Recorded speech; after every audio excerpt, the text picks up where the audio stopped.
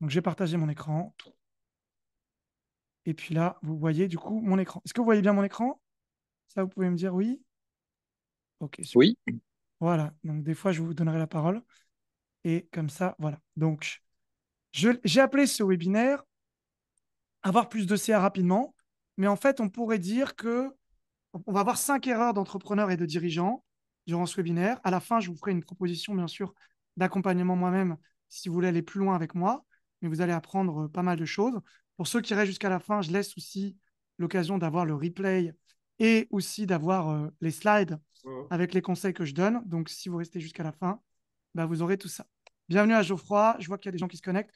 Donc, pour tous ceux qui sont se connectés, n'hésitez pas à utiliser le chat si vous voulez me marquer vos attentes. Ça m'intéresse. Je les regarderai pendant le webinaire. Ce que est-ce que j'ai vous appelé. m'entendez là? Ouais, c'est Ouais, bon. on t'entend. Bah, vas-y, tu peux donner rapidement tes attentes alors, Pierre. Bah, rapidement, moi, mes attentes, c'est d'arriver à prospecter dans le dur des entreprises directement ou des organismes de formation qui payent mieux que ce que j'ai actuellement.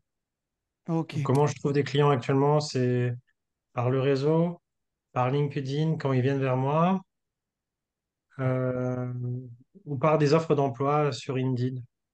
Ok, c'est clair. Mais j'ai pas vraiment réussi à avoir des clients, je sais pas comment dire, en moi-même étant à la recherche de ces gens-là sur LinkedIn ou par mail ou par téléphone, si vous voyez ce que je veux dire, plus de manière indirecte. Ok, c'est très clair. Je te remercie, Pierre. Et bah, du coup, pareil. Donc, Zella, elle est un petit peu occupée. Geoffroy, c'est pareil. Tu peux écrire dans le chat parce que là, on n'aura pas le temps de faire tout le monde. Mais sinon, alors, bon, on va prendre juste Geoffroy parce que Zella, elle est occupée. Et après, ce sera les dernières attentes. Et ensuite, je commencerai le webinaire. Est-ce que tu as des attentes particulières par rapport à ce webinaire, Geoffroy? Ouais, alors moi, les attentes, c'est pas du tout ce qui est prospection, créer des Att- clients. Attends, attends, attends, attends, très très mal. Je t'ai coupé le son parce que ça grésille de fou. Donc, je te propose plutôt de l'écrire dans le chat si ça te va. Parce que là, ça a grésillé de malade mental quand tu as parlé. Donc, écrivez-moi dans le chat alors pour les autres. Alors, je regarderai le chat. Donc, moins de travail et plus de succès en tant que dirigeant en aimant la prospection. Pourquoi je dis moins de travail et plus de succès? Parce que souvent, les gens ont l'idée que pour gagner plus, il faut travailler plus. Et moi, ce que j'ai envie de vous communiquer aujourd'hui, c'est comment travailler moins pour gagner plus. Donc, euh, c'est vraiment, effectivement, comme le dit Geoffroy, justement, gérer son temps. On va parler de ça aussi. Alors, qui je suis? Bon, pour ceux qui ne me connaissent pas, euh, alors, il y a Geoffroy qui dit, je n'ai pas de problème pour trouver des clients et avoir des commandes. Ok. Donc, c'est plus la gestion du temps. Donc, c'est très bien, ça me va aussi. Alors, qui je suis? Donc là, du coup, on va d'abord faire un tour. Donc, ça va durer 1 heure maximum. La méthode coaching communication, donc c'est mon entreprise, mélange deux aspects qu'il faut que vous connaissiez. Les techniques de vente, puisque je suis coach professionnel certifié AHEC et RNCP. Et également, ça fait 12 ans que je travaille dans des grandes entreprises sur l'aspect commercial. J'ai été formateur, j'ai fait plus de 400 jours de formation sur différents grands groupes comme EDF, Eiffage, Thales, où j'ai vraiment travaillé sur les aspects techniques de vente, mais aussi avec des entrepreneurs, puisque j'ai travaillé comme directeur de la livraison pour aider les entrepreneurs sur plus de, je sais pas, il y avait 200, 300 entrepreneurs. Donc là, il y a des gens qui me connaissent comme ça, il y en a d'autres qui me connaissent autrement.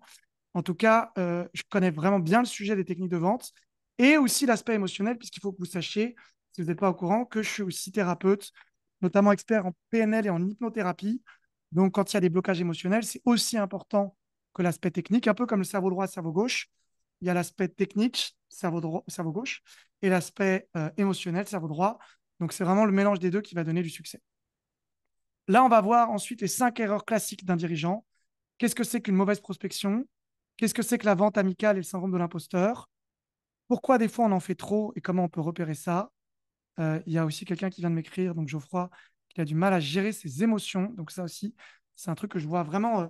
90% de mes accompagnements, on travaille, on travaille quand même l'aspect technique de vente, vous allez voir, mais 90% des gens que j'accompagne, on travaille énormément l'aspect émotionnel. D'ailleurs, je vois vraiment qu'il y a un plafond de verre, que si on ne travaille pas l'aspect émotionnel, tôt ou tard, ce qui empêche quelqu'un de passer à l'action et d'être régulier, de mettre de la discipline, de mettre de l'efficacité, c'est principalement des blocages émotionnels, donc des traumas, l'image de soi, l'estime de soi, etc. Donc, en faire trop, on verra la vente hérisson et la vente bisounours. c'est vraiment la vente hérisson, c'est quand on est trop rentre-dedans, trop agressif. Et la vente bisounours, au contraire, c'est quand on n'est pas assez, on n'est pas assez confrontant et qu'on essaie trop de faire plaisir à la personne. Et on verra un problème qui arrive souvent aussi aux gens, c'est le côté pas de suivi, pas de relance. Donc pourquoi je dis pas de suivi, pas de relance? Parce qu'en fait, les gens, ils pensent qu'il suffit juste, comme on dit justement, euh, on dit juste euh, de, euh, de de faire une offre ou de contacter des gens. Mais en fait, il y a vraiment aussi le côté suivi-relance qui est important. C'est comment vous gardez contact. Moi, souvent, si vous voulez, on regarde mon taux de closing. On pourrait dire que j'ai un taux de closing qui est assez faible, de l'ordre de 30%. Enfin, c'est quand même au-dessus de la moyenne. Il faut savoir qu'un commercial débutant, il va closer une personne sur. Enfin, c'est 3% vraiment quand on est nul, nul, nul. 10% quand on est sur des prospects un peu qualifiés. Et ensuite, quand on va être un bon commercial, on va atteindre des statistiques comme 20-30%. Moi, je vais vous dire que j'atteins 20% à peu près. Mais si on prend sur le moyen long terme, les gens qui me contactent, je finis quasiment tous par les closer parce que je garde contact avec eux. Et c'est un peu ce que posait comme question justement finalement Romain. C'est-à-dire que je fidélise énormément. C'est-à-dire que la plupart des gens que j'ai accompagnés dans ma vie, ils m'ont racheté un accompagnement, deux accompagnements, des fois même trois, quatre pour certains. Donc c'est vraiment la façon aussi de rester en contact. Et des fois, il y a des gens qui me contactent, ils n'achètent pas. Et puis 3 mois après, 6 mois après, un an plus tard, ils achètent. Donc il n'y a pas toujours de la vente one shot, ce qu'on appelle. Moi, je fais aussi de la vente des fois en follow-up. Follow-up, c'est le suivi client en fait. Suivi et relance, on pourrait dire. Donc ensuite, je vais vous parler de la méthode Fast and Success. Donc ça, c'était l'ancienne méthode que j'avais. Moi, je l'ai appelée la méthode maintenant. Le but, c'est pas d'aller vite, c'est plutôt la méthode flow. Le flow, pour ceux qui ne connaissent pas le terme flow, c'est en fait finalement mélanger un état d'esprit qui relie l'action et l'être. Donc, on est dans le flow quand on est en même temps bien dans ce qu'on fait et en même temps, on sait ce qu'on fait. Donc, on ne fait pas n'importe quoi. À la fin, bon, pour ceux qui restent jusqu'à la fin, bien sûr, je vous proposerai d'avoir accès à une FAQ, aux slides, aux PowerPoints et aussi, si vous voulez, vous pourrez prendre rendez-vous avec moi pour un audit de votre business. Et je vous parlerai un petit peu de mon offre. Alors, pour qui est cette présentation? Si vous n'arrivez pas à vous vendre à votre juste valeur ou que vous ne payez pas assez, ou vous vendez vos prestations pas assez chères, si vous manquez d'estime de vous, si vous avez un manque d'équilibre entre votre vie professionnelle et votre vie personnelle, ça c'est un truc qui arrive quand même très souvent. Si vous voulez tout faire et que vous êtes trop perfectionniste, si vous avez envie de vous améliorer, si vous êtes capable aussi de vous remettre en question, sinon bah, vous pouvez quitter ici. Si vous pensez que vous savez déjà, ça ne sert à rien de rester ici. Si vous avez envie de progresser, pour qui c'est pas bon, bah, forcément, pour les gens qui veulent vendre aux autres, si vous avez, j'ai pas de souci au fait que vous vendez aux autres participants, mais ça m'est déjà arrivé. Donc là, le but ici, c'est pas de vendre aux autres participants, c'est plutôt d'écouter ce que je peux vous apporter moi. Après, si après vous voulez qu'on vous contacte entre vous, j'ai aucun souci, hein. C'est au moins durant le webinaire, en tout cas, de respecter ça. Les entrepreneurs qui refusent d'évoluer, donc ça, c'est la remise en question, c'est la base de l'apprentissage, hein. Ce qui est le plus dur pour vous là, d'ailleurs, je vous le dis pour tous, peut-être que vous pensez que vous savez déjà comment prospecter. Peut-être que vous pensez que vous savez déjà comment en fait être connu sur votre marketing. Donc, si vous pensez que vous savez déjà, bah, je vous invite vraiment à partir du principe que vous ne savez rien. Parce que des fois, on vous dit des choses, vous pensez que vous savez, et au lieu de comprendre que je vous donne une nouvelle information, vous allez rester sur ce que vous savez déjà. Donc moi, je pense que la base de tout apprenant, quel que soit le domaine, c'est vraiment de faire le vide dans sa tête. C'est-à-dire de partir du fait que vous êtes vierge, que vous n'avez aucune expérience. C'est pas de dire que vous n'avez pas l'expérience, mais c'est d'être dans cet état d'esprit d'ouverture, en fait. C'est aussi pour les débutants, mais ça peut être aussi pour les avancés, puisqu'il y en a qui sont plus avancés ici, hein. Donc, je m'adresse vraiment aux deux, aux gens qui démarrent en tant qu'entrepreneurs, comme aux gens qui ont déjà des clients, mais qui veulent mieux gérer leur temps, comme disait Geoffroy. Alors, euh, moi, mon parcours, rapidement, je suis ingénieur chef de projet à la base chez Alstom. Ensuite, j'ai été directeur commercial chez AK Technologies. Donc, j'ai géré un groupe où il y avait à peu près 70 personnes que je manageais, des commerciaux. J'ai fait un burn-out suite à ça. Enfin, j'arrivais à être performant, mais j'étais dans le surmenage, sujet d'ailleurs que j'aborde souvent en coaching, de comment garder aussi son énergie sur le temps. Je suis coach certifié ensuite à HEC, donc j'ai fait un an de master à HEC. C'est un master professionnel reconnu par l'État, hein. Ce n'est pas une formation autoproclamée comme on en voit souvent, même s'il peut y avoir des bonnes formations comme ça. Je suis aussi hypnothérapeute à l'IFHE, donc c'est-à-dire que j'ai technicien, praticien 2, et je suis en cours pour maître praticien. Donc j'ai aussi un vrai diplôme de hypnothérapeute. Je suis plutôt spécialisé B2C, même si je fais aussi du B2B. Mais là, c'est vrai que dernièrement, j'ai fait beaucoup de B2C. Donc, business to customer, c'est-à-dire que je m'adresse plutôt à des particuliers. Mais en fait, en vrai, là, j'ai commencé la prospection B2B, donc à des entreprises. Et je vois que j'ai toujours des bons résultats, donc je n'ai pas perdu la main. Ça va. J'ai déjà quelques offres. J'ai 12 ans d'expérience sur le domaine commercial. J'ai accompagné plusieurs entrepreneurs. Et voilà mon mail. Voilà. Donc, je peux vous dire aussi, pour vous rassurer et pour ne pas rentrer dans le côté impressionnant, que je me suis pris des centaines et des milliers de noms, que j'ai prospecté comme un malade et que je dis souvent qu'un expert, c'est celui qui a fait toutes les erreurs. Donc, Dieu sait que j'ai fait énormément d'erreurs. Donc, voilà. Donc, rassurez-vous, si j'ai une expertise avant tout, c'est l'expertise d'avoir fait toutes les erreurs. Maintenant, on va voir quand même les résultats aussi que j'ai obtenus, puisque c'est bien entendu comme ça que j'ai aussi eu du succès. Ma mission. Pourquoi je fais ce webinaire aujourd'hui? Je veux vraiment faire croître rapidement les entrepreneurs et dirigeants, leur faire atteindre ce que j'appelle leur plein potentiel. Moi, je vois quand je parle avec des gens, j'ai tendance à vouloir les sublimer, c'est-à-dire avoir le maximum de ce qu'ils peuvent être. Et j'aimerais bien aussi voir des gens heureux, parce que moi, j'ai traversé des phases de burn-out où je vendais beaucoup. Pour certains, vous m'avez connu comme ça, que ce soit en coaching business ou en coaching. Moi, j'ai fait du love coaching, j'ai fait aussi du coaching recherche d'emploi, j'ai fait beaucoup, beaucoup de coaching séduction, coaching amoureux. J'ai fait aussi du coaching recherche d'emploi, j'ai fait du coaching plein de choses, thérapie aussi. Et à un moment donné, j'ai fait un burn-out quand j'avais à peu près 8 à 10 clients en même temps. Je ne savais pas gérer mon emploi du temps. J'ai perdu à un moment donné mon équipe. J'ai dû recruter des nouvelles personnes. Et donc, mon but aussi, c'est que vous ayez aussi du plaisir et de la joie et de la réussite et pas juste du succès. Donc, on revient sur l'être et le faire. C'est en même temps l'accomplissement, mais aussi l'épanouissement. L'épanouissement, c'est l'être. L'accomplissement, c'est le faire. Et donc, on revient sur les deux aspects, l'aspect émotionnel et humain, blocage, autosabotage, l'aspect technique et organisation. Alors, 5 erreurs maintenant qu'on va voir. Tadadam, vous voyez le poisson qui saute. Bon, il faudrait qu'il saute dans l'océan. Moi, je ne suis pas très content de cette image, mais en tout cas, il saute, c'est déjà pas mal. Il aura plus de place. Mais dans l'idéal, moi, je voudrais qu'il saute dans l'océan. En tout cas, on va voir 5 erreurs bêtes. Bon, bête, c'est un peu de la provocation. Merci. Salut Merci, Elisabeth. monsieur.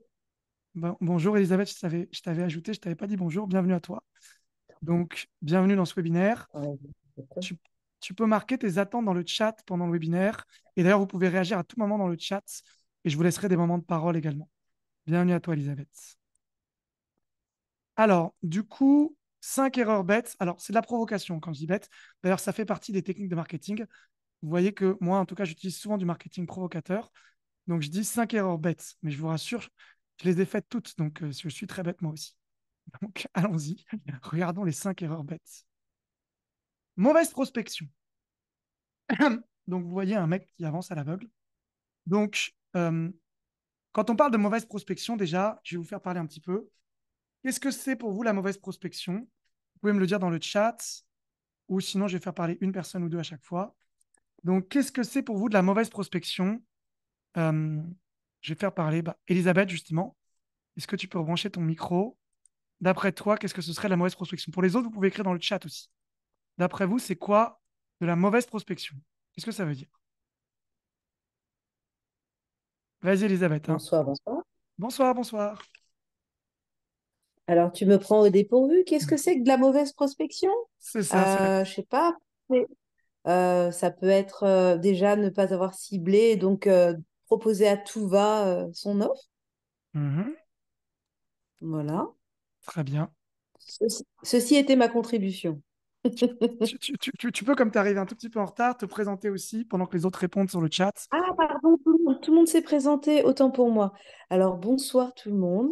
Je m'appelle Elisabeth Ndala. Je suis, entre autres, guide spirituel avec une superbe mission qui est de faire la paix dans le monde. Et je connais Raphaël maintenant depuis décembre 2022. Voilà.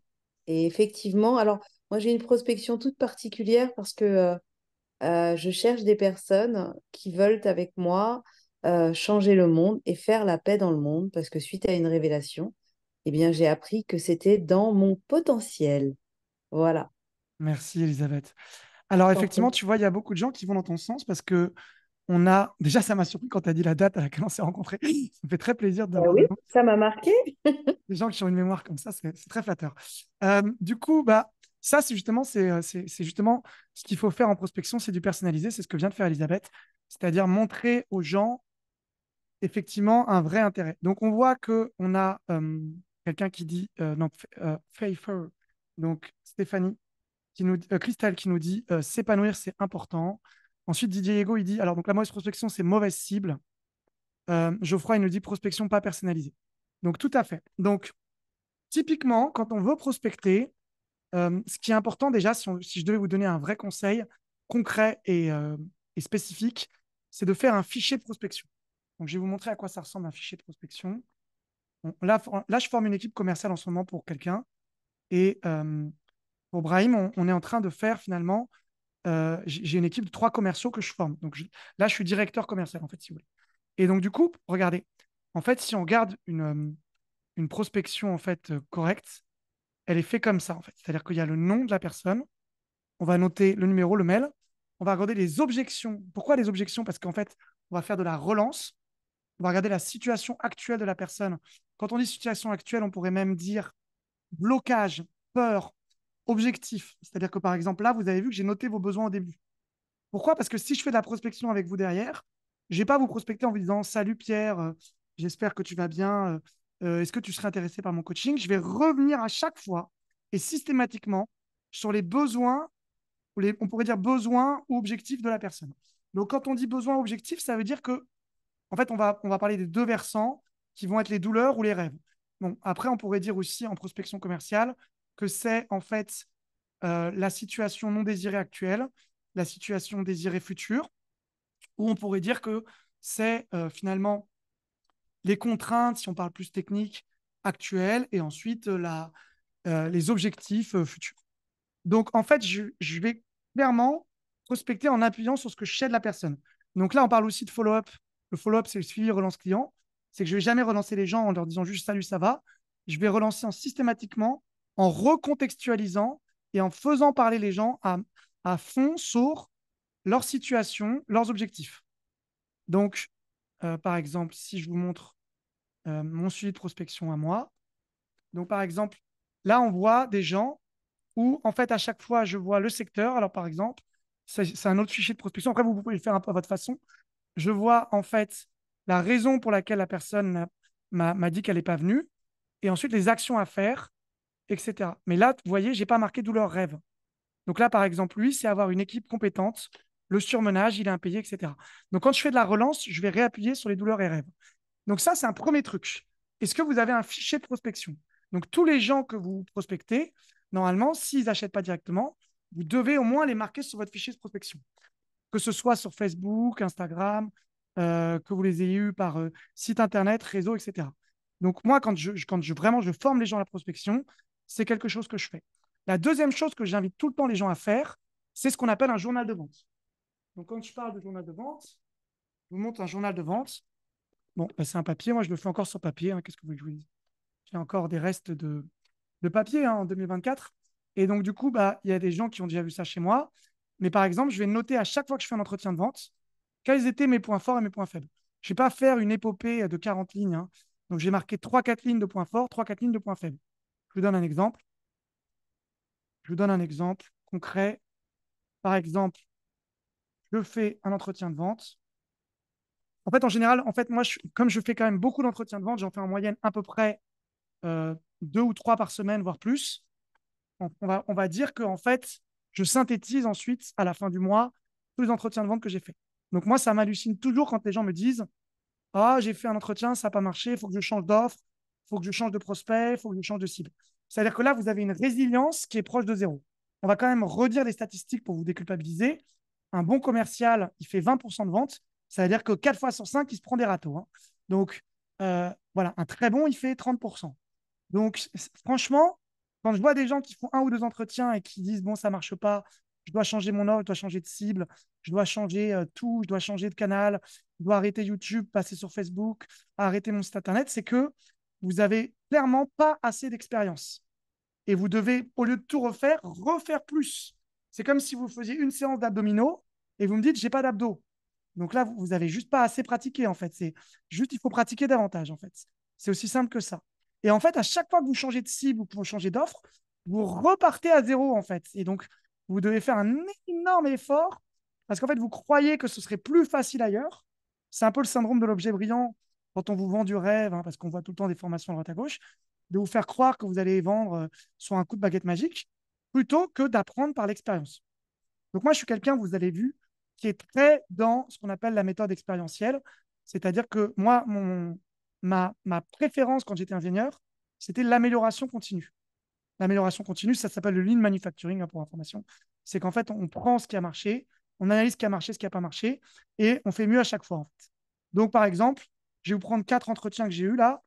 Je mets Étienne, il me dit, je fais un emprunt, et j'ai mis trop la pression, alors que j'aurais dû laisser plus de place et poser plus de questions. Emilien, il me dit que c'est trop cher. Et donc, j'ai dit que c'était bien parce que je l'avais bien fait parler, mais que ce qui n'était pas assez bien, c'est que je n'avais pas assez appuyé sur les douleurs. C'est-à-dire qu'en fait, j'ai trop vite proposé mon offre, alors que j'aurais dû d'abord appuyer sur là où il y avait des problèmes. Axel, j'ai marqué que j'étais trop gentil, j'ai pas proposé de démarrer tout de suite. J'ai dit, bah, tu peux démarrer quand tu veux. Et donc, du coup, je lui ai trop laissé le choix. Et donc, bah, du coup, bah, il s'est dit, bah, je verrai plus tard. Ce qui est une des objections classiques, hein, en vente. Mathieu, il me dit, je vais réfléchir. Et je lui ai dit, vas-y, prends ton temps, ce qui était une erreur de ma part. Donc là, globalement, ce que j'ai noté de ces 4 derniers entretiens, c'était il y a longtemps, hein, ça, c'était qu'il fallait closer durant l'appel, donc essayer de faire de la vente one shot, plutôt qu'à chaque fois que la personne dit, je verrai plus tard, lui dire, OK, bah, il n'y a pas de souci, on verra plus tard. Et appuyer davantage sur les douleurs. Et j'avais noté les douleurs de Étienne, Axel, Emilien et Mathieu. Donc voilà, j'ai noté 2, 3 trucs. Et voilà, donc là, on revient sur 4 heures d'entretien de vente. À chaque fois, c'est 1 heure. Et derrière, 3, 4 conseils. Donc ça s'appelle un journal de vente. Journal de vente, vous faites la synthèse à chaque fois que vous faites un entretien. Et à la fin, vous faites une synthèse une fois tous les mois, tous les 2 mois.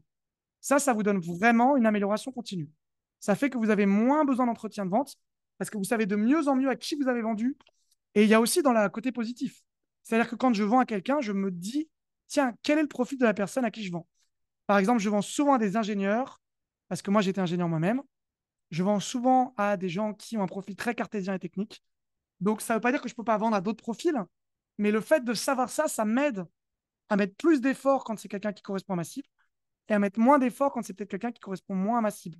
Donc, en fait, avec le temps aussi, vous pouvez affiner en fait votre là où vous devez faire des efforts et là où vous ne devez pas faire des efforts. Donc, je reviens sur les 2 outils que je vous ai partagés. Un outil de prospection où vous notez en fait effectivement bah, un carnet en fait de tous les gens que vous contactez. Et ensuite, un journal de vente où vous notez à chaque fois comment ça s'est passé. Et dans le journal de vente, c'est un 3e point, vous devez noter les objections. Donc, les objections, c'est vraiment la base d'un commercial, en dehors de bien pitcher, bien comprendre, connaître. Je vais vous donner les 4 C d'un commercial. Vous pouvez les noter. Contact. Contact, c'est la première étape. C'est bonjour Geoffroy, j'espère que tu vas bien. Comment ça va aujourd'hui? Tu es bien installé? Est-ce que tu as bien 1 heure? Et dans contact, je mets aussi cadrage. Parce que souvent, vous faites une relation amicale. Donc, il faut vraiment être très clair. Le cadrage, c'est que vous assumez ce que vous faites. Vous avez vu, je vous ai dit à la fin, je vous présenterai une offre. Il n'y a pas de c'est un webinaire et surprise à la fin, je vous fais une offre. C'est clair pour tout le monde. Donc, le cadrage, c'est ça aussi. Donc, bonjour Geoffroy, j'espère que tu vas bien, tu es bien installé. Est-ce que tu as bien 1 heure devant toi? Si Geoffroy est en train de conduire, je ne fais pas d'entretien de vente. Je lui dis, on reporte, on se rappelle plus tard. Dis-moi quand tu es dispo. Parce qu'en fait, là, ça veut dire qu'en fait, je n'ai pas la possibilité de faire quelque chose de propre, de correct. Donc déjà, ça, c'est le cadrage. Ensuite, je lui dis, comment ça va se passer? Donc, vous devez être en position haute. Je crois que beaucoup d'entrepreneurs n'arrivent pas à vendre parce qu'ils se placent comme un entretien de recrutement quand ils font en fait de la vente. Parce que dans un entretien de recrutement, vous êtes en position basse et le recruteur, il est en position haute. Et le recruteur va vous dire comment ça se passe. Bonjour Didier, j'espère que tu es bien installé. Donc, dans un premier temps, vous allez me présenter votre CV. Ensuite, moi, je vais vous présenter l'entreprise et ensuite, on verra pour la suite. Là, c'est l'inverse. C'est ça qui est un peu paradoxal. C'est que vous devez être en position haute sur le cadre dans un entretien de vente. Donc, c'est vous qui dites comment ça va se passer. Bonjour Sébastien, j'espère que tu vas bien.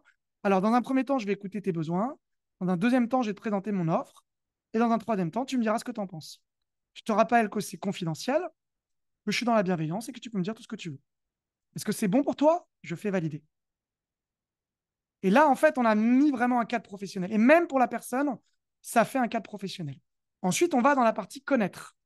Là, on voit toujours les gens qui ont trop envie de parler d'eux, qui ont un syndrome de l'imposteur. C'est-à-dire qu'ils vont tout de suite parler de bah, moi, je suis naturopathe, je suis dans la nutrition, moi, je fais ci, je fais ça. En fait, peu importe ce que vous faites. En fait, ce que vous faites n'a aucun intérêt. Vous devez même oublier ce que vous faites, encore une fois. C'est-à-dire qu'en fait, au tout début, vous n'êtes que au service de l'autre et vous essayez juste de comprendre l'autre. Moi, récemment, je me suis fait le délire, c'est mon côté commercial, de vendre des offres qui n'ont rien à voir avec ce que je fais d'habitude.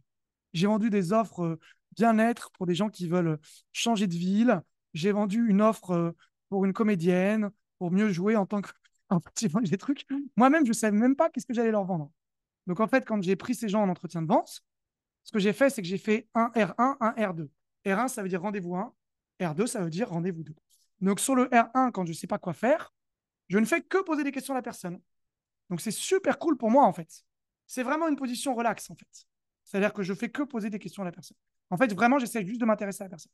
Et l'erreur de la sentiment d'illégitimité, c'est que vous voulez tout de suite ramener votre petite graine.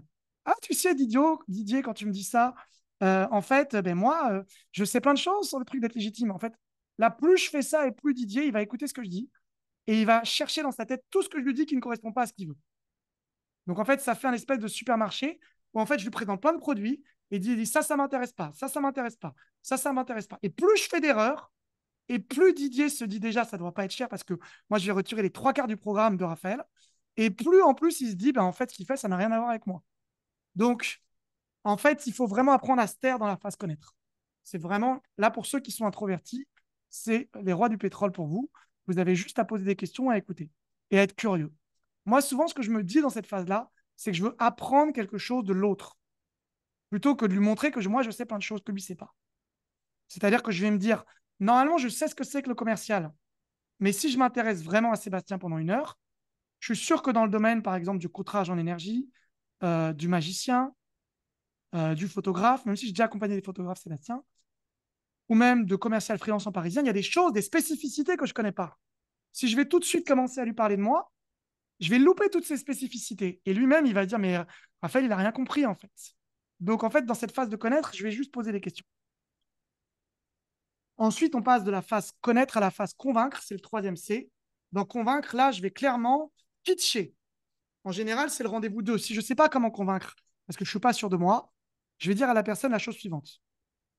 Écoute, Romain, bienvenue à Rémi aussi qui vient de nous rejoindre. Écoute, Romain, là, en fait, je ne sais pas trop tout de suite quoi te proposer parce que tu m'as dit plein de choses. Je vais réfléchir à tout ce que tu m'as dit, Romain, et on va se revoir pour un deuxième rendez-vous. D'ailleurs, j'en profite, Romain, puisque tu travailles en B2B. En B2B, c'est super important de faire ça. C'est presque le code social normal. C'est-à-dire que si tu présentes directement en B2B ton offre, c'est vraiment que tu es un petit peu à côté de la plaque. Parce qu'en fait, en B2B, ça fait vraiment un sentiment de non-professionnalisme de présenter directement son offre. En fait, dans les codes sociaux, on va dire B2B, on peut en présenter directement son offre, mais ce qui est beaucoup plus intelligent, c'est d'écouter vraiment la personne, attendre 2-3 jours, une semaine, refaire un deuxième rendez-vous, là, on présente son offre. Et en plus, c'est super cool pour vous parce que pendant 2-3 jours, une semaine, vous avez le temps de vraiment préparer ce que vous voulez proposer. Et la dernière phase, je vais prendre ta question, Pierre, juste après. La dernière phase, c'est conclure. Conclure, c'est la phase la plus difficile. C'est pour moi la phase qui fait un bon commercial d'un mauvais commercial. La phase conclure, c'est vous encaisser le paiement, quoi. Et d'ailleurs, dans la phase conclure, il y a une phase négociation. C'est vrai que je me suis rendu compte que je ne la présente pas souvent, celle-là. La phase conclure, elle se passe comme ça, des fois. Je dis à Didier, est-ce que tu veux démarrer? Didier me dit, ouais, je ne suis pas trop. Oui, j'ai envie, mais je prends 24 heures pour réfléchir, etc. On sait très bien que des fois, les 24 heures, c'était juste une excuse parce qu'en fait, il n'est pas sûr de vouloir acheter. Donc là, en fait, ce que je vais faire, c'est du follow-up.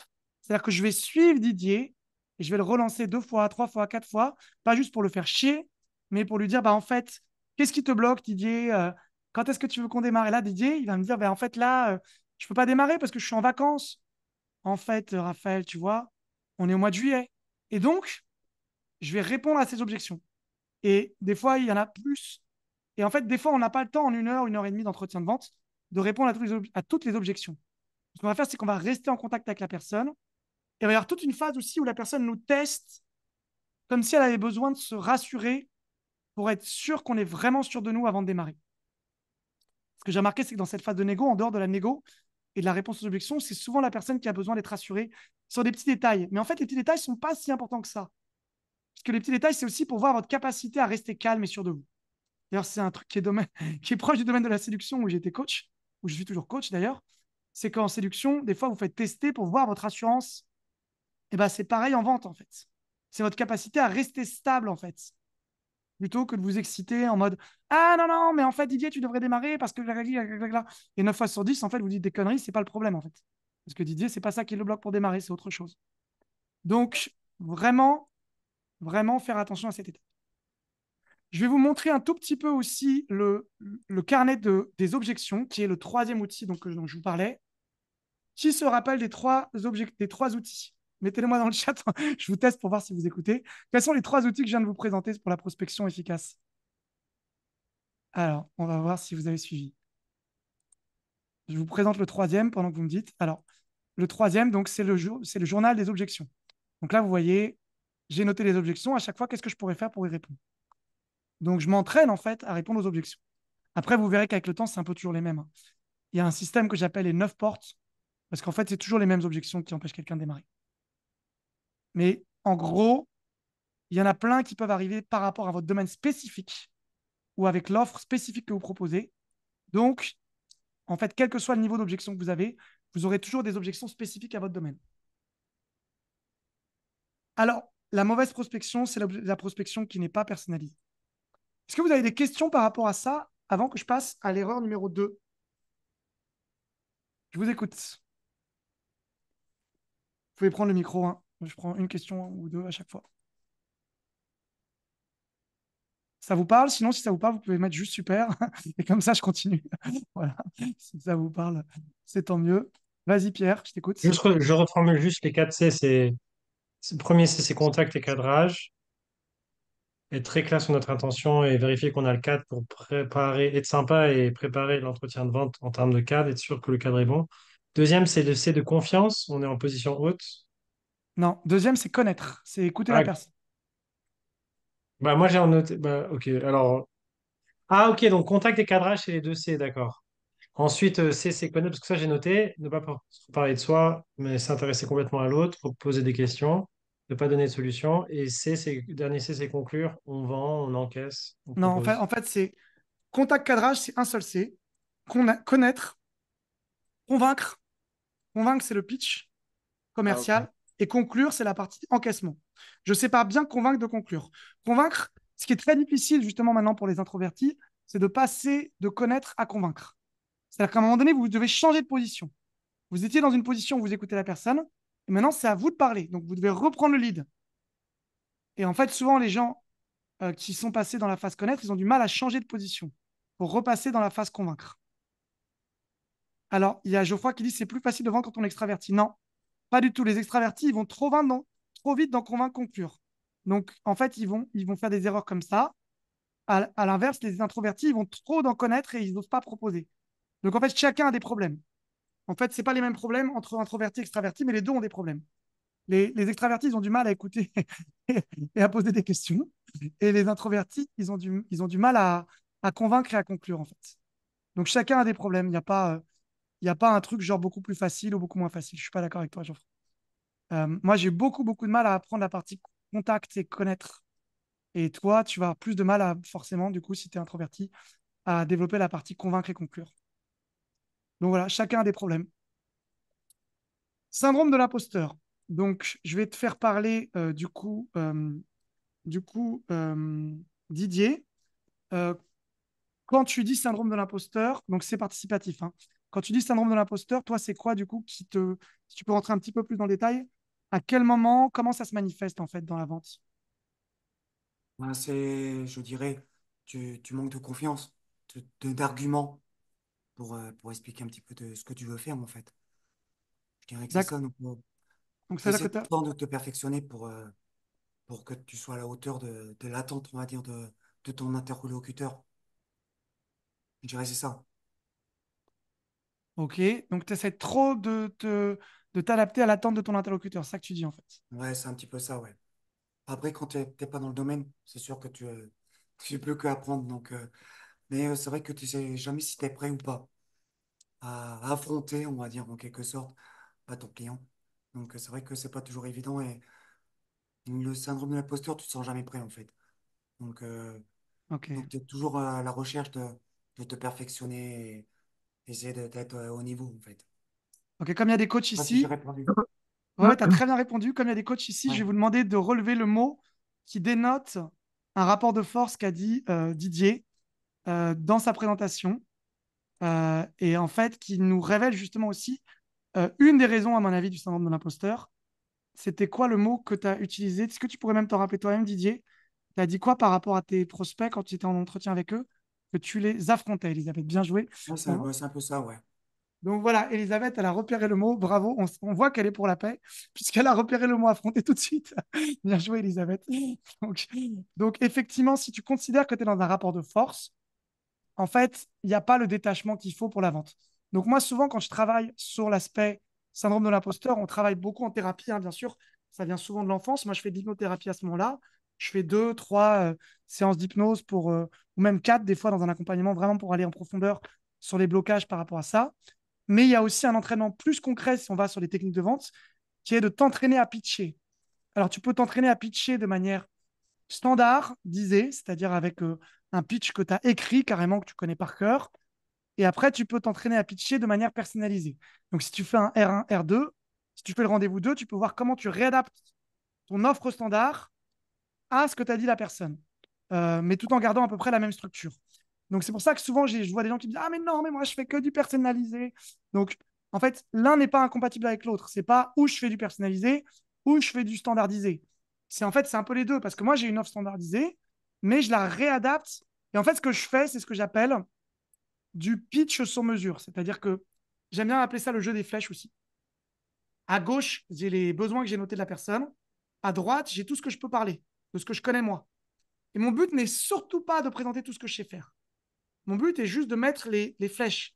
Vous vous rappelez le jeu quand vous étiez plus jeune dans les cahiers d'école 1, 2, 3, 4, 5. Remettez avec A, B, C, D, E, F. C'est qui a joué à ça? Vous savez tous de quoi je parle là. C'est bon. Donc, vous devez remettre les flèches. Donc, à gauche, vous avez les besoins. Et à droite, vous avez les moyens. Les moyens, c'est votre offre. Donc, vous ne présentez pas tous les moyens, en fait. Vous présentez juste les moyens qui intéressent la personne. Voilà, donc vous n'avez pas besoin de convaincre la personne sur tout. Donc, même une offre standardisée, vous la repackagez sur mesure. Maintenant, une fois qu'on a dit ça, c'est vraiment t'entraîner, Didier, sur effectivement le fait de déjà pitcher. Et après, de toute façon, si tu vois un rapport de force dans la relation à l'autre, c'est encore que tu crois que tu vends toi, en fait. Donc, ce qui peut te dégager du syndrome de l'imposteur, c'est vraiment, en fait, te concentrer sur l'autre, un petit peu comme quelqu'un qui est timide, pour reprendre ce que tu disais, Geoffroy, et en fait, te concentrer uniquement sur cette idée qu'en fait, tu réponds à un besoin et qu'en fait, le truc, c'est pas par rapport à toi, en fait. Donc, je sais que c'est dur à comprendre comme ça, mais en fait, ce que je vois, c'est que très souvent, les gens qui sont dans le syndrome de l'imposteur, c'est parce qu'ils croient qu'ils se vendent eux. Et en fait, plus tu acceptes l'idée qu'en fait, potentiellement, on n'en a rien à faire de toi, plus en fait, tu vas réussir à vendre. Typiquement, je te donne un exemple concret. Quelqu'un qui a mal au pied, il tape mal au pied sur Google, il n'en a rien à péter si la solution, c'est naturopathie, hypnose, médicaments, doliprane, machin. Ce qu'il va essayer de trouver, c'est le truc qui va l'aider, lui, le plus possible à retirer la douleur en pied. Il ne se dit pas: attends, si c'est Paul, c'est mieux que si c'est Sandra, que si c'est Jacques, que si c'est Pierre. En fait, il cherche quelqu'un qui lui retire son problème. C'est tout, en fait. Alors, bien sûr, après, il peut apprécier le fait de connecter avec toi, mais ce qui va surtout, surtout faire acheter quelqu'un, c'est le fait que tu répondes à son besoin. Moi, j'ai des gens qui ne m'appréciaient pas particulièrement, je pense, mais qui ont acheté avec moi parce qu'ils savaient que ce que je proposais répondait à leurs problèmes. Donc, moi, des fois même, je vais être à l'inverse de toi, Didier. Je vais être assez confrontant avec la personne parce que dans ma tête, en fait, quand je suis en vente, ce qui m'intéresse le plus, c'est que même si la personne me dit non, elle soit au moins dans la lucidité. Je crois que si moi, je me mets un focus en termes d'intention dans la vente, c'est que la personne ne puisse pas être dans le déni de ses problèmes. Je crois que c'est ça qui m'intéresse plus que vendre. En fait. Que je suis plus intéressé pour que la personne voit la réalité de son problème que par le fait que la personne achète. Je ne sais pas si ça te parle. C'est-à-dire qu'en fait, même la personne pourrait ne pas vouloir acheter avec moi. Si au moins elle a compris son problème, moi, ça me va en fait. Au moins, elle achètera avec quelqu'un d'autre, mais elle aura compris son problème. C'est-à-dire que je suis très, très, très focalisé sur la résolution du problème. Et pour ça, je détruis mon identité. C'est-à-dire que j'ai vraiment un destructeur d'ego où en fait, il ne s'agit plus de Raphaël Diaz ni de toi, Didier. Il s'agit de comment je réponds à ton problème. Et tu vois, c'est aussi comme ça que je vais un petit peu dans ce que j'appelle le non-assistance à personne en danger. C'est-à-dire qu'en fait, si quelqu'un a un problème et que tu as la solution, c'est presque de ton devoir et de ta responsabilité de la proposer. Et en fait, si tu la proposes avec un manque d'assertivité, bah en fait, c'est que tu laisses quelqu'un dans la merde, en fait. Donc, c'est vraiment pas par rapport à toi, en fait. Donc, ça vient vraiment de pitcher par rapport à l'autre. Et aussi, tu peux te projeter, Didier, quand tu fais ça, sur le fait que tu accompagnes la personne. C'est-à-dire que moi, quand je parle à la personne, je lui fais voir comment on pourrait travailler ensemble. Et je suis vraiment dans cet état d'esprit, non pas de affronter, mais de co-construction. Co-construction, alors avec une limite, bien sûr, mais dans l'idée, c'est qu'on travaille ensemble. Donc, je suis dans l'idée de comment on peut travailler ensemble. C'est ça que je me pose aussi dans la tête. C'est qu'est-ce qui serait le plus utile. Je vais te donner un exemple. Il n'y a pas longtemps, je travaillais avec mon webmaster qui s'appelle Charlie. À l'époque, c'était il y a longtemps, en fait. Il y a 6-7 ans, Charlie, il me dit, j'avais 3-4 gens qui voulaient travailler avec moi comme webmaster. Et Charlie, il arrive et il me dit, bah, tu sais, Raphaël, moi, je ne connais pas encore le logiciel que tu utilises. J'en ai utilisé un autre de type de base de données qui est proche. Mais franchement, je peux apprendre, à mon avis, en 1 ou 2 mois, c'est bon. Et l'autre personne qui voulait travailler avec moi, ce qu'elle me disait, c'est, je peux tout faire. Je peux faire du marketing, je peux faire du webmaster, je peux faire du SEO. Et je voyais en plus que le mec n'avait pas l'expertise. En fait, j'ai choisi celui qui était le plus humble. Et en fait, j'ai même choisi celui qui était dans la limite de compétence. La limite de compétence, c'est aussi un truc, Didier, qui va t'aider sur le syndrome de l'imposteur. C'est vraiment de reconnaître là où tu n'es pas bon. Je t'inviterais même presque à commencer tes entretiens de vente par dire ce que tu ne fais pas, en fait. Et ça, en plus, ça rassure la personne, en fait. Ça rassure le. Par exemple, moi, je commence un entretien de vente, la personne va me dire, est-ce que tu peux m'aider pour le référencement naturel, pour les vidéos YouTube? Je vais lui dire, écoute, franchement, c'est pas ma spécialité. Après, je peux t'aider un petit peu. Moi, je fais des vidéos YouTube, mais franchement, il y a des formations beaucoup plus calées pour moi que ce que je peux te dire. Maintenant, on pourra en parler un petit peu, mais c'est pas ma spécialité. Et tu vois, le fait de dire ça, Didier, mais ça rassure vachement la personne. Parce que là, tu vois, si je t'accompagnais, par exemple, et que je te dis ça, ben, je ne vais pas te vendre que je suis un ouf sur YouTube, par exemple. Tu vois ce que je veux dire? Donc, toi, en fait, tu te dis, mais Raphaël, je peux lui faire confiance, en fait. C'est-à-dire qu'il y a des trucs où il est bon, mais il y a des trucs où il n'est pas bon. Donc, en fait, ça paraît plus réaliste, en plus, tu vois. Ouais, tu reconnais ce que tu connais pas. Donc, Donc, il n'y a plus d'un tu connais syndrome de tes limites. l'imposteur. Il n'y a pas besoin d'être parfait, en fait. Moi, Ouais, moi, il faut pas de façon. je te dis là où je suis pas bon, en fait, directement. Donc, si, en fait, tu acceptes de dire là où tu n'es pas bon, moi, il y a une personne là récemment que j'ai démarré. Elle me disait, moi, je veux être garanti que je vende au moins 5 fois mon offre. Je lui dis, écoute, franchement, je ne peux pas te faire de garantie de résultat. Ou sinon, c'est que je multiplie par 10 mon prix. Parce que là, je vais me donner à fond. Moi j'ai l'assurance que tu vas vendre au moins une fois ton offre. Mais alors, de là à te dire 5 comme ça en te garantissant, non, je ne peux pas le faire. Du coup, la personne, elle a hésité pendant 2 jours. Elle a cherché des gens probablement qui lui ont vendu des miracles. Mais comme elle a senti dans l'énergie que j'étais honnête, elle est revenue vers moi. Et elle a acheté, en fait. Tu vois ce que je veux dire, Didier? Ouais, ouais, ouais. Donc finalement, le fait de lui dire non, moi je te garantis pas que je vends 5 fois, bah, ça lui a donné confiance en fait. Ouais, toi, j'ai bien travaillé hein, depuis quelques mois quand même. Yes, On avance, en tout cas. Non, on mais c'est bien. avance. Bah, déjà, tu as fait des vidéos où tu mettais ta tête, ça, donc c'est vachement bien. Ouais, je sais, ouais. Ouais, c'était un gros challenge, ça. Déjà, te Moi, montrer. moi, j'aimerais juste intervenir sur une chose. Je sais pas Vas-y, si dis-moi. c'est un peu Vas- relié, mais moi, j'avais pas mal le syndrome de l'imposteur dans mes formations parce que pas tant pour vendre, enfin, si parfois pour vendre, mais surtout quand j'animais des trucs où je ne savais pas faire, Hmm. où j'étais pas très expert. Et en fait, j'ai réalisé une chose, c'est qu'en fait, imaginons que la personne en termes de niveau d'expertise, elle est là, et moi, je suis juste au-dessus de la personne, bah, j'ai de la valeur à lui apporter en tant que formateur. J'ai pas besoin d'être à ce niveau-là pour quelqu'un qui est à ce niveau-là.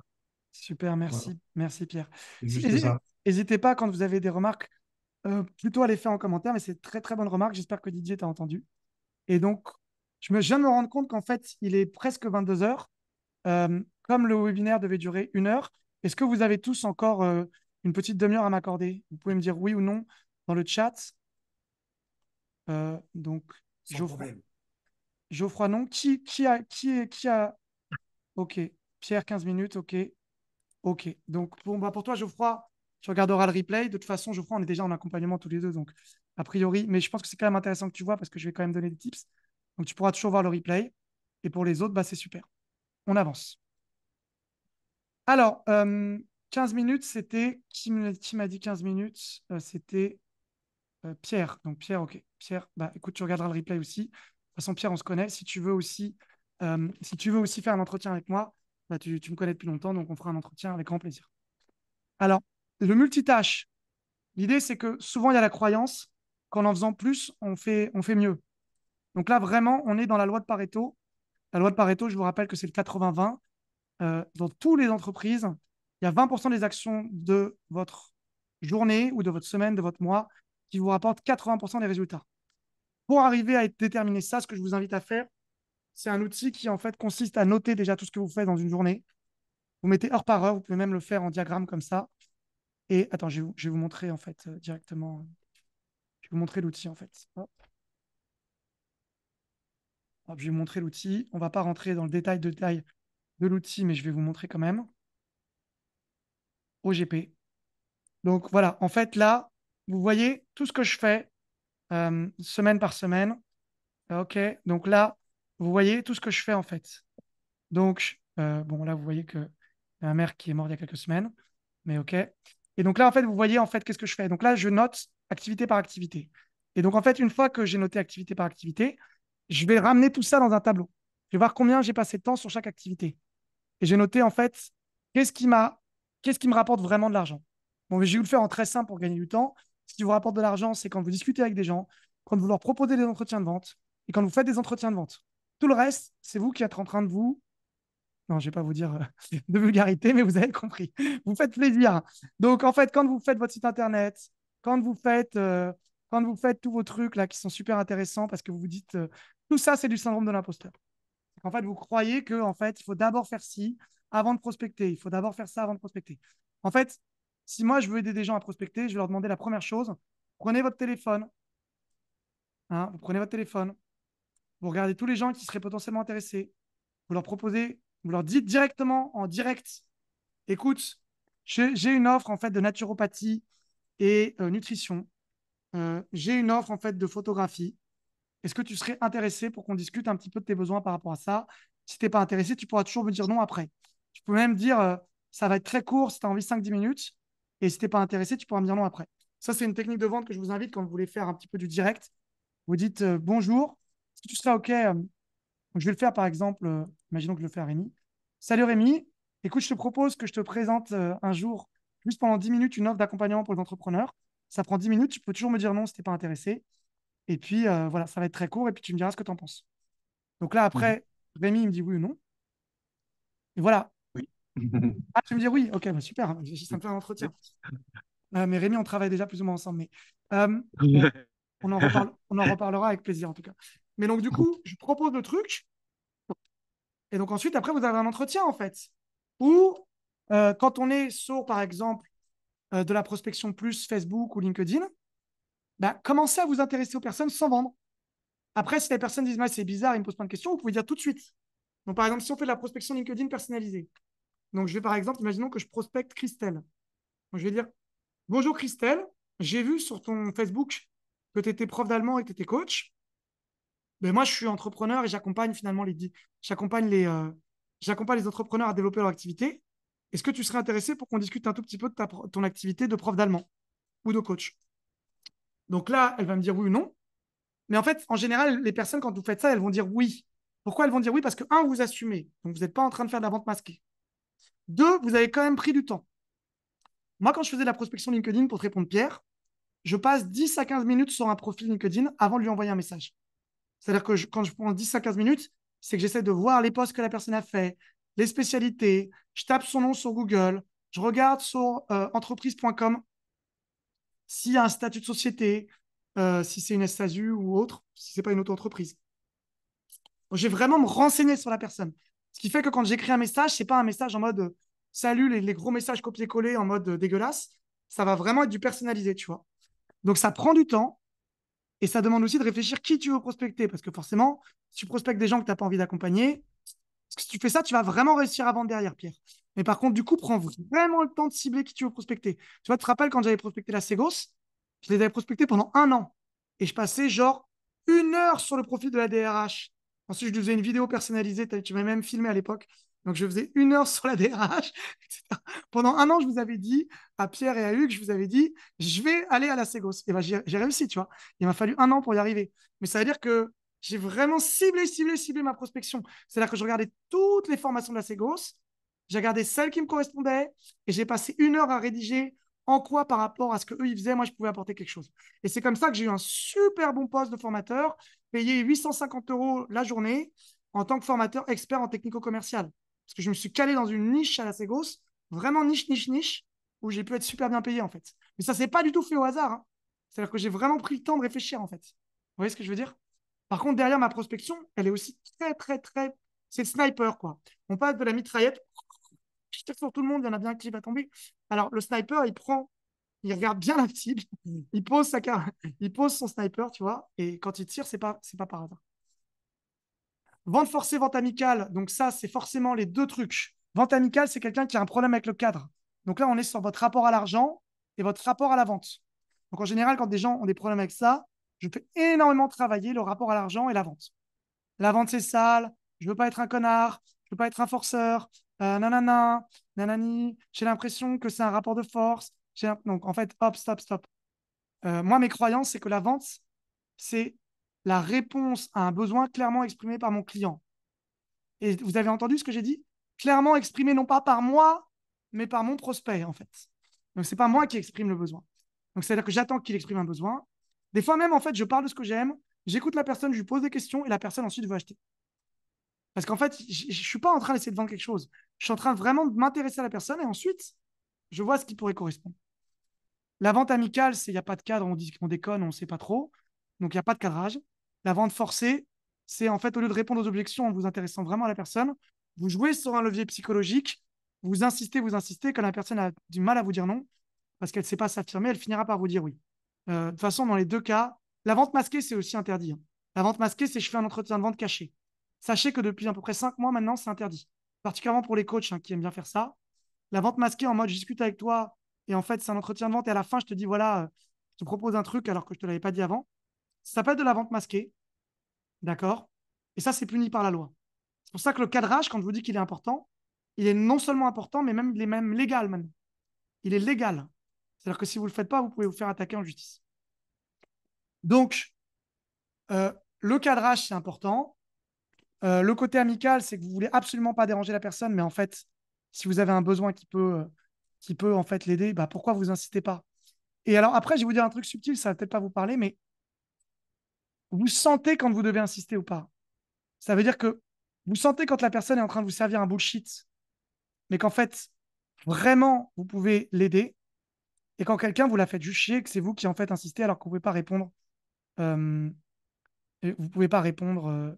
Alors, il y a Farah qui nous dit, j'allais justement demander par rapport à la loi RGPD. La loi RGPD, je ne la connais pas, en fait, Farah, pour être honnête. Par contre, je sais qu'il y a une loi qui est passée il y a 5 mois qui dit que la vente masquée, pour être très précis, c'est-à-dire, en fait, vous dites à quelqu'un, vas-y, dis-moi tes besoins, de quoi tu as besoin, machin, et à la fin, vous proposez une offre sans lui avoir dit que c'était un entretien pour lui proposer une offre. Ça, c'est interdit. Voilà. Ça, je sais que c'est interdit. Maintenant, la loi RGPD, je ne la connais pas, Farah. Vraiment, je ne la connais pas. Donc voilà. Alors, vente forcée, vous avez bien compris ce que c'est. Vente amicale, je vous disais que c'est un peu à l'intuition. C'est-à-dire qu'il y a des fois où vous sentez que la personne, elle hésite. Elle vous fait ah, je ne sais pas trop. Et pour moi, on est comme si quelqu'un voulait sauter en parachute. Et vous savez, ah non, j'ai envie, mais maintenant j'ai peur. Et donc là, il faut que vous insistiez, quoi. C'est-à-dire que vous devez dire à la personne, mais pourquoi tu as peur? Vas-y, là, je peux vraiment t'aider. Et j'ai même une expression, je dis souvent doute plus doute égale super doute. Quand la personne doute, elle ne vous dit pas non, elle doute. Donc vous devez être sûr de vous, en fait, à ce moment-là. Si vous vous mettez de douter avec la personne, ou souvent je vois des gens qui n'aiment pas la tension, en fait. Il faut se rendre compte qu'il y a une tension à ce moment-là. Au moment surtout du conclure, il y a une tension de ouf. Il y a une très grande tension entre vous et la personne. La tension, c'est que la personne, c'est pas contre vous qu'il y a une tension. Mais il y a une tension du style, je m'engage avec quelqu'un, j'ai peur que ça marche ou pas, et donc du coup, ça me stresse. Et voilà ce que font la plupart des gens. Euh, alors, la loi RGPD, c'est pour la protection des données personnelles. Exactement, oui, je connais très bien ce que c'est que le RGPD. J'ai travaillé dessus aussi, Sébastien. Mais là, comme elle me parlait de la loi RGPD, je ne sais pas en quoi c'était pour les recontacter. Il n'y a pas de truc du tout. À partir du moment où... Ah oui, mais la loi RGPD, c'est de dire que quand vous rentrez quelqu'un dans une liste en fait, d'emails, il faut qu'il y ait un bouton qui écrit que la personne accepte de recevoir de la publicité ou des offres. C'est juste ça, la loi RGPD. Donc, effectivement, il y a des boutons encore aujourd'hui où il n'y a pas la case à cocher. Donc, effectivement, si vous ne l'avez pas fait, c'est pas légal et faites-le rapidement. Maintenant, comme avant la loi RGPD, vous avez peut-être des gens dans votre mailing list, vous pouvez toujours dire à tout le monde si vous voulez vous désabonner, machin. Vous ne pouvez pas vous faire attaquer en justice. Si quelqu'un est dans une liste, il doit d'abord vous demander de sortir de la liste. Si vous refusez, voilà, mais la personne, quand même, doit faire une demande de sortie de la liste. Et ce que vous êtes obligé de faire normalement dans vos mails maintenant, c'est de mettre un bouton en bas avec la possibilité de se désabonner. Ça aussi, c'est RGPD. Voilà, je ne sais pas si j'ai bien répondu à la question, mais voilà, en gros, c'est les 2 règles de la RGPD que je connais au niveau des mailings, en fait. Voilà. Mais ce n'est pas exactement ça dont je parlais là. Là, on parle de marketing. Je vais vraiment séparer pour tout le monde le marketing et le commercial. Le marketing, ce n'est pas ce dont je parle aujourd'hui. Le marketing, c'est comment vous faites des posts Facebook, des vidéos, du YouTube, du Google, du SEO, des forums. Là, je vous fais un webinaire, c'est du marketing. Ça, c'est du marketing, d'accord? Encore, là, je vous fais un webinaire, c'est du marketing commercial parce que je vous parle. Donc, on va dire que le marketing, il n'y a pas de lien one-to-one, il n'y a pas de lien humain. Là, vous me voyez, je vous parle. Le commercial, c'est qu'il y a un lien humain, d'accord? Vous voyez la différence? Donc là, aujourd'hui, je ne parle pas de marketing, hein. Je parle que de commercial, en fait. Je parle de quand vous discutez avec les gens. C'est ça dont je parle. Bon, le commercial, on pourrait dire aussi que les conversations sur Facebook Messenger ou LinkedIn, c'est aussi un semi-commercial, quoi. Ça s'appelle du setting. Donc voilà. Est-ce que vous avez des questions sur la vente forcée ou vente amicale? Donc pas de suivi et de relance, ça, je vous ai déjà parlé de ça. Donc voilà. Est-ce que vous avez des questions sur un des 5 points? Donc je vous remets les 5 points. Vous pouvez les noter aussi si vous voulez prendre des notes. Mauvaise prospection, donc vous ne prospectez pas comme il faut. Syndrome de l'imposteur, on en a beaucoup parlé. Le multitâche, c'est quand vous voulez faire 10 activités en même temps. Donc arrêtez de croire qu'il faut toujours rajouter des choses pour être légitime. Enfin, vous ne le dites pas comme ça, mais en fait, c'est ça. Et en fait, concentrez-vous sur un truc et faites-le longtemps jusqu'à ce que ça marche, en fait. Pierre, tu dois y aller. Merci. Bah écoute, reviens quand tu veux. Pour les autres, est-ce que vous avez des questions sur les 5 erreurs? Je vous écoute. Vous pouvez mettre des questions. Est-ce que vous avez des questions sur une des 5 erreurs? Je vous écoute. Elisabeth, Rémi, Sébastien, Didier. Sur la mauvaise prospection, le syndrome de l'imposteur, le multitâche, la vente forcée ou la vente amicale, et le fait de ne pas faire de suivi ou de relance. Est-ce que c'est à peu près clair? Est-ce que vous avez des questions par rapport à ça? Vous êtes là? Il n'y a plus personne qui parle. Vous pouvez mettre oui, hein, si vous êtes là dans le chat au moins. Est-ce que vous êtes tous là? Est-ce que vous êtes chaud? Vous n'êtes pas endormi au moins, j'espère. Ok, donc c'est bon. Mettez-moi juste oui dans le chat parce que là, ça me fait peur. Je vous vois, vous êtes trop concentrés là. C'est cool en tout cas. Alors, maintenant, voilà la méthode que je vous propose qui est l'accélérateur de croissance, la méthode Flow. Flow, donc je vais expliquer, c'est mélanger l'être et le faire. Donc déjà, dans la méthode Flow, la première étape, si je travaille avec vous, c'est de vous proposer un plan stratégique marketing et commercial, c'est-à-dire un plan sur 3 mois. Ce plan, on va essayer de s'y tenir. Comme je dis souvent, s'il n'y a pas de plan, s'il n'y a pas de direction, c'est comme un capitaine d'un bateau qui ne sait pas où il va, vous partez à la dérive. Et souvent, vous partez à la dérive de l'ordre de je vais tester toutes les méthodes avec le syndrome de l'objet brillant jusqu'à ce qu'il y en ait bien une qui marche. Et en fait, il n'y a rien qui marche. Parce que vous faites tout moyen. Moi, j'aime bien la citation de Jet Li. J'ai plus peur de quelqu'un qui fait un coup, qui l'a fait 10 000 fois, qui maîtrise un seul coup, mais qui l'a fait 10 000 fois, que quelqu'un qui fait 10 000 coups différents, en fait. Donc, apprenez à faire bien un coup. D'ailleurs, tous les dirigeants que j'ai vus qui ont eu du succès, c'est des gens qui maîtrisaient une technique marketing très, très bien et une technique commerciale très, très bien. C'est-à-dire qu'ils avaient leur spécialité en marketing et en commercial. Ensuite, on va beaucoup travailler, une fois qu'on a le plan d'action, pour vous réussir à le faire. Parce qu'en fait, je peux vous donner autant de plans d'action que je veux. Si vous avez des blocages émotionnels, ça ne sert à rien. C'est des coups d'épée dans l'eau. Donc là, on va vraiment travailler sur toutes les peurs, les blocages, votre rapport à l'argent, votre rapport à l'autre, votre rapport à l'autorité, votre rapport à la vente, etc., etc. On travaillera aussi donc les 4 C. Donc là, je vous les ai donnés, mais bien sûr, il faut les travailler. Chacun d'un C, je pourrais passer 3 heures sur chaque C. Et ce n'est pas juste des théories. J'ai voulu les faire travailler avec des jeux de rôle, des simulations. Sauf que j'ai fait 50 théâtres d'impro et j'utilise beaucoup le théâtre forum. Le théâtre forum, en fait, c'est des simulations et des jeux de rôle. Donc, en fait, par exemple, si je voulais faire travailler Didier, je lui dirais, vas-y, pitch. Ensuite, alors, quand tu as pitché, j'ai pas aimé ci, j'ai aimé ça, j'ai aimé ça. on refait version 2, action, clap. Et on fait comme au cinéma, on fait jusqu'à ce que le truc, j'arrive à peu près à me dire que c'est pas mal, hein. Donc ça évite 40 entretiens de vente où Didier est complètement démotivé parce qu'en fait, il fait des petites erreurs bêtes si ça se trouve qu'il ne connaît pas. Et en fait, en faisant 1 heure de simulation avec moi, on va corriger 40, 50 erreurs.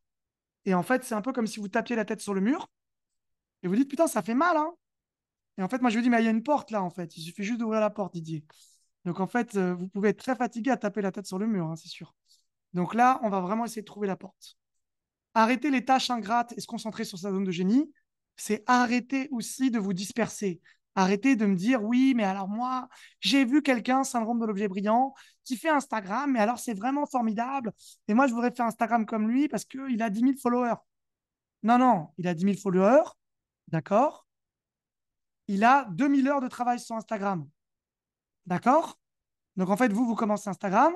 Si vous recommencez Instagram alors que vous faites autre chose, vous repartez sur 2000 heures de travail. Alors que si vous avez commencé quelque chose, vous le continuerez, vous aurez plus vite rapidement le chemin que vous voulez.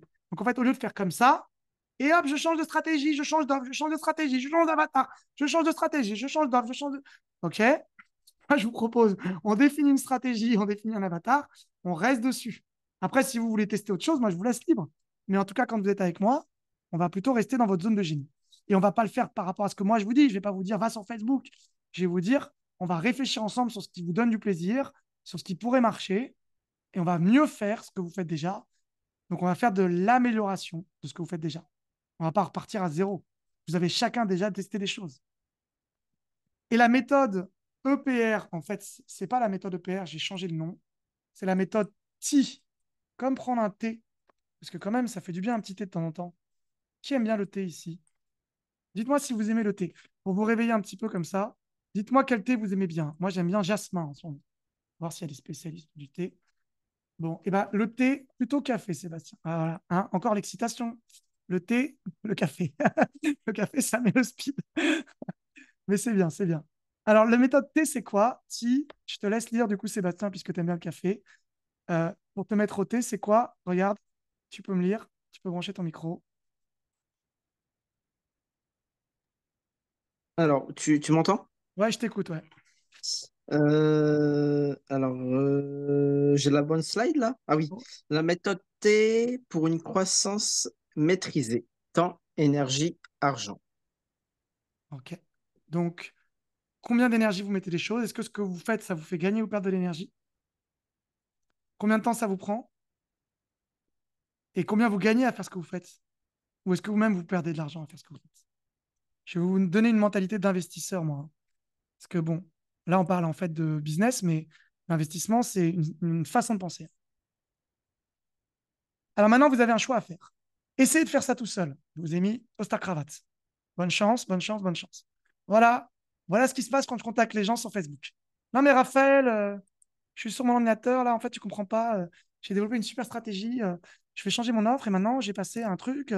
C'est formidable. Maintenant, je suis sur TikTok. Génial. On se rappelle dans 3 mois, tu n'auras pas un client en plus. Euh, alors maintenant, faire tout seul. Et là, je vous pose des questions. T-P-U-E-R. Ah, j'aime pas, j'aime bien le T-P-U-E-H-R. Ok, intéressant. Christelle, je ne connaissais pas ce T. Alors, il y a aussi une question qui a été posée par Farah, qui était la relance à quelle fréquence?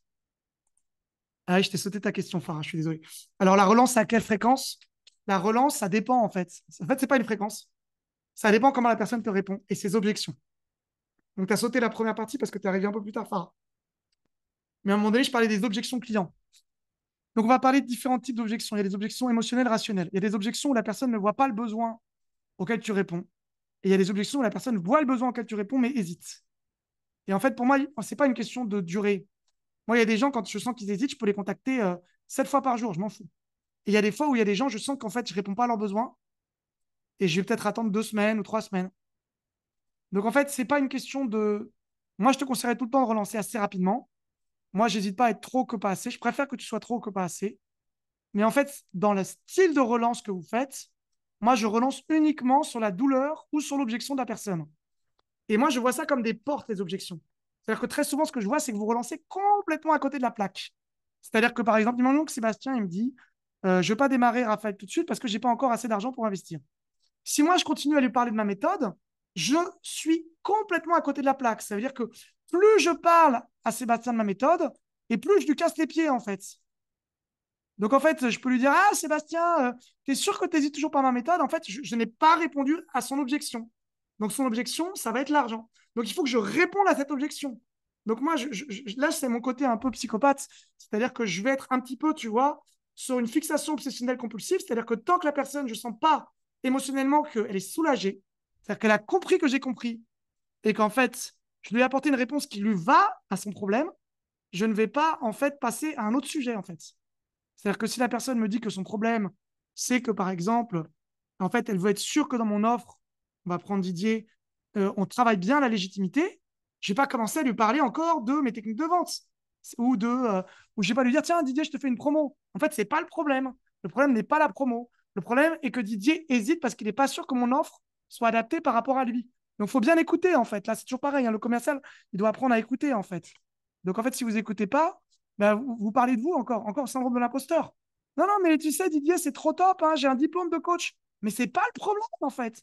Il n'en a rien à foutre de le diplôme de coach, c'est pas le problème. Donc, plus vous faites ça, plus vous saoulez les personnes, en fait. Et donc, c'est pour ça que c'est des relances qui, en fait, ferment de plus en plus les gens, en fait. Donc, effectivement, on fait fuir les gens quand on insiste sur les trucs qui ne sont pas leurs problèmes. Par contre, on ne fait pas du tout. Alors, comment tu maintiens le lien? Alors, Farah, là, je ne vais pas pouvoir rentrer dans ça parce que là, il faudrait passer beaucoup de temps pour rentrer dans le follow-up. Donc, ça, c'est plutôt justement le choix de faire un entretien, si tu veux, avec moi, Farah. Je crois qu'on en a déjà fait un il y a longtemps, mais j'étais à l'époque avec Michael Langren. Donc là, je travaille tout seul. Mais si tu veux qu'on réfléchisse à tes problèmes, Farah, je t'invite vraiment à prendre un entretien avec moi. Et comme ça, on pourra vraiment discuter de la relance. Parce que la relance, c'est un sujet à part entière. Moi, quand je forme l'équipe commerciale avec qui je travaille aujourd'hui, on a passé 4 heures sur la relance. Et encore, je le fais de manière personnalisée. C'est-à-dire, quels sont les types de clients que tu as? Qu'est-ce qu'ils te disent aujourd'hui? Comment tu leur réponds aujourd'hui? Il n'y a pas une réponse en 2 minutes comme ça, quoi, en fait. Donc, moi, les questions que je vous pose aujourd'hui, c'est depuis combien de temps vous essayez tout seul de faire grandir votre entreprise? Quels résultats vous avez obtenus tout seul? Est-ce que vous avez eu plus de clients, moins de clients? Est-ce que c'est toujours la même chose? Est-ce que vous stagnez au même chiffre d'affaires? Quel est votre niveau de frustration? Donc, parce qu'en fait, vous pouvez attendre toute votre vie en pensant que ça va se passer tout seul. Mais je pense que la première source d'intelligence pour moi d'un être humain, c'est la remise en question. Et souvent, on se demande en se disant, oui, mais accepter de l'aide de quelqu'un d'autre, c'est pour beaucoup de gens malheureusement être faible. Alors qu'en fait, accepter de l'aide, pour moi, c'est plutôt une preuve de force. Moi, j'ai investi plus de 50 000 euros en 3 ans sur des programmes d'accompagnement, de la gestion du temps, de la prospection commerciale, du management, euh, de la thérapie, etc., etc. Donc, ce que j'ai vu, c'est qu'en faisant tout ça et avec les bonnes personnes, j'ai fait des bons quantiques qui font qu'aujourd'hui, je suis à peu près à un chiffre d'affaires de plus de 10 000 euros par mois régulier parce que j'ai établi des systèmes, des méthodes, des pratiques et que j'ai fait un gros travail sur moi. Ce travail sur soi, on n'est jamais objectif sur soi-même. Le problème, c'est que quand on est tout seul avec soi-même, on a tendance à répéter les mêmes erreurs. Donc, je vous repose une dernière question qui est sur votre pourquoi. Posez-vous la question pourquoi c'est important pour vous de faire grandir votre entreprise? Est-ce que c'est important pour vous ou pas? Et combien de temps encore vous comptez attendre? Ou est-ce que vous voulez vraiment vous donner les moyens d'atteindre vos objectifs? Donc ça, c'est la choix de faire tout seul. Moi, l'expérience des gens qui font tout seul, c'est que vous voyez, c'est le mec qui est dans sa bulle, quoi. Donc en fait, bah voilà, et il peut passer toute sa vie à faire les mêmes choses. Alors maintenant, si vous voulez, moi, la promesse que je vous fais, qui n'est pas une promesse de résultat, je précise, mais qui est un engagement à deux et qui nécessite que de toute façon, je discute d'abord avec vous, parce que je ne peux pas du tout vous faire cette promesse sans qu'on fasse un entretien tous les deux ensemble. Donc, c'est de doubler votre chiffre d'affaires. Je l'ai déjà fait avec plusieurs clients. Donc, si je vous fais cette promesse, c'est que j'en suis capable. Maintenant, ça dépend complètement de vous. Et en fonction de ce que vous me dites et de ce que vous avez déjà fait, on va pouvoir réfléchir s'il y a des stratégies qui permettent ça. Donc, moi, je vais vous aider à trouver des stratégies et marketing et commercial. Je vais vous aider à développer votre confiance. Je vais vous aider à optimiser votre efficacité pour ne pas perdre du temps. Je vais vous aider sur la gestion du stress, notamment dans les entretiens de vente. Et je vais vous aider aussi même pour des gens à gérer leur équipe. Parce que je travaille aussi avec des gens qui ont des équipes commerciales. Bon, je ne pense pas que ce soit le cas de beaucoup de gens ici, mais ça m'arrive de travailler aussi avec des équipes carrément. Donc, si vous voulez déléguer le commercial, je vais vous apprendre au moins à le déléguer de manière correcte.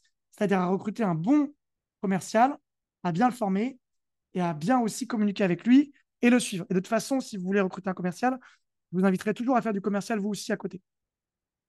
Parce que sinon, vous allez être complètement déconnecté de la vente et vous avez besoin de garder un pied dans la vente. Donc, mais je vais vous apprendre à aimer la vente. Moi, j'ai du plaisir à faire de la vente et je sais comment, en fait, j'ai du plaisir. Donc, je vais vous apprendre à aimer ça, en fait. Les entrepreneurs qui réussissent se font tous, pour moi, tous ceux que j'ai vus, accompagner. Pourquoi? Parce qu'ils gagnent du temps et de la clarté. Donc, maintenant, qu'est-ce que je vous propose? Je vous propose de faire cette offre d'accompagnement de 3 mois avec moi. Et pour savoir si je peux vous aider ou pas, comme je te le disais, Didier, je vous propose un audit totalement gratuit, basé sur plus de 20 ans d'expérience combinée, autant dans la vente que sur la thérapie. Donc, je vous mets le lien, tac à tac, et je vous propose du coup cet entretien pour les 2 prochaines semaines. Hop. Donc, pour tous ceux qui veulent, là, vous pouvez. Tu vois, Rémi, tu me disais que tu étais intéressé. On a déjà fait un entretien tous les deux, mais si tu as envie qu'on en refasse un, puisqu'à l'époque, c'était avec Michael Langraine, moi, j'ai pas de souci. Je vous répète quand même, pour ceux qui seraient inquiets, que cet entretien est gratuit, que si vous ne voulez pas acheter, comme je vous l'ai dit, bah, c'est pas grave.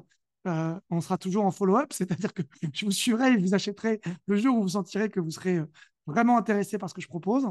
Moi, j'ai pas d'urgence à que vous achetiez, hein. Mais c'est vrai que l'idée, c'est pas procrastiner non plus. Donc, si je vous offre quelque chose et que c'est intéressant pour vous, bah, autant démarrer. Donc là, pendant les 2 prochaines semaines, je vous propose effectivement des entretiens. Vous avez le lien ici. Je vous l'ai mis dans le chat. Donc, si vous voulez tout de suite prendre un rendez-vous avec moi, je serais ravi de faire un point individuel avec vous où je vais prendre 1 heure déjà pour vous écouter et vous dire ce que je vous pense de votre business. Vous avez vu, je vous ai donné de la valeur dans ce webinaire. Je vous promets que si vous faites un entretien avec moi, je vous donnerai aussi de la valeur. Donc voilà. Après, c'est plutôt quand même pour les gens qui sont intéressés pour démarrer l'accompagnement. Le truc d'un entretien, c'est quoi? C'est qu'on va discuter pendant 1 heure. Ce que je vais faire pendant l'entretien, même si vous ne démarrez pas avec moi, c'est que je vais vous aider à préparer un plan d'action. Déjà, au moins un début de plan d'action, parce que ça prend du temps quand même, pour vraiment réfléchir à qu'est-ce qui pourrait vous permettre de gagner du chiffre d'affaires avec une stratégie marketing et une stratégie commerciale. Des fois, il y a des gens qui font en fait un audit plan d'action à plus de 200 euros de l'heure, hein, pour que vous sachiez. Donc là, c'est quand même une vraie valeur ajoutée que je vous propose. Et voilà, je vous ai mis que cet appel sera probablement l'heure la plus précieuse pour faire évoluer ta vie entrepreneuriale cette année. En tout cas, c'est ce que je vais faire. En tout cas, c'est ce que je vais me donner comme mission. C'est-à-dire que je vais me donner comme mission de vous donner un maximum de valeur pendant cette heure. Donc, l'intérêt de l'audit, je résume, c'est déjà d'avoir un bon shooting photo, comme fait Sébastien. Vous voyez, Sébastien, il m'a fait un super shooting photo, mais là, ce n'est pas les photos que m'a donné Sébastien, mais c'était juste pour la petite blague. Tu vois, je fais un peu de promotion pour tes photos, Sébastien. Mais en tout cas, l'intérêt de l'audit, c'est d'avoir une conversation privée et confidentielle. Parce que là, vous êtes avec moi. Tu vois, Didier, tu parlais de choses. Moi, je connais un petit peu plus ta vie privée. Mais là, je ne pourrais pas parler avec vous de vos blocages émotionnels profonds, où je pense que vous ne sentirez peut-être pas totalement à l'aise dans un truc enregistré comme ça, de partager vos blocages émotionnels profonds, sauf si vous êtes d'une vulnérabilité vraiment sans commune mesure. Mais bon, en tout cas, moi, je vous promets de la confidentialité en individuel. Je vais pouvoir aussi établir avec vous quels sont vos points forts et vos points faibles. Comme je vous l'avais dit, réfléchir à une stratégie marketing et commerciale. En général, je dis à tout le monde, en général, les points forts et les points faibles de son business, les angles morts, ce qui vous fait perdre du temps selon moi, des actions inutiles que vous faites, peut-être des actions que vous ne faites pas. Et ensuite, je vais vous présenter un programme d'accompagnement sur mesure, sur 3 mois. Et voilà. Et ensuite, bah voilà, vous aurez un professionnel qui maîtrise l'automatisation, la délégation, la stratégie marketing et surtout ma spécialité quand même, la partie commerciale. Voilà. Est-ce que vous avez... Bon, alors l'intérêt de l'audit, et voilà. Donc, ceux qui veulent prendre un audit, allez-y. Prenez-le maintenant parce que j'ai quand même un emploi du temps chargé et ce n'est pas une blague, hein. Si vous voulez, je vous fais juste pour voir que... Parce qu'il y en a qui disent, moi j'ai un emploi du temps chargé. Je vais vous montrer mon emploi du temps. Voilà, vous voyez un petit peu mon emploi du temps. Même le dimanche, hein, vous voyez que c'est quand même pas de la tarte. Donc, vous voyez que j'ai quand même pas mal de rendez-vous déjà. Donc, prenez un rendez-vous vraiment avec moi parce que c'est pas sûr que j'aurai des disponibilités plus tard. Et voilà, il nous reste 10 minutes si vous voulez pour répondre à des questions, que ce soit sur l'accompagnement, que ce soit sur vos problématiques. Voilà, je suis avec vous. Je vous écoute. Et il y a Sébastien qui nous fait un tour de magie en même temps. Alors, est-ce que vous avez des questions? Eh bien, Elisabeth, bonne fin de soirée. Ok. Christelle, bah, je serais ravi si tu veux prendre un entretien avec moi de t'avoir au téléphone. En plus, on se connaît déjà, Christelle. C'est vrai qu'on n'a pas parlé beaucoup de comment développer son activité de coaching, Christelle, mais, je pense que ça peut vraiment être intéressant qu'on en discute ensemble, si tu veux. Est-ce que vous avez des questions, du coup? Alors, pour prendre rendez-vous, juste pour vous informer comment ça se passe, il faut que vous cliquiez sur le lien que j'ai mis en commentaire. Je vous partage mon écran, que vous voyez. Quand vous cliquez sur le lien, vous vous retrouvez sur la méthode Flow. Et puis ensuite, vous prenez un rendez-vous comme ça. Clac, tac, suivant. Là, je vous pose quelques questions. Et puis comme ça, bah voilà, on discute ensemble. Alors, ok, Farah. Bah écoute, bonne soirée. Ciao, ciao, Farah. Est-ce que vous avez des questions? Sinon, c'est tout bon pour moi.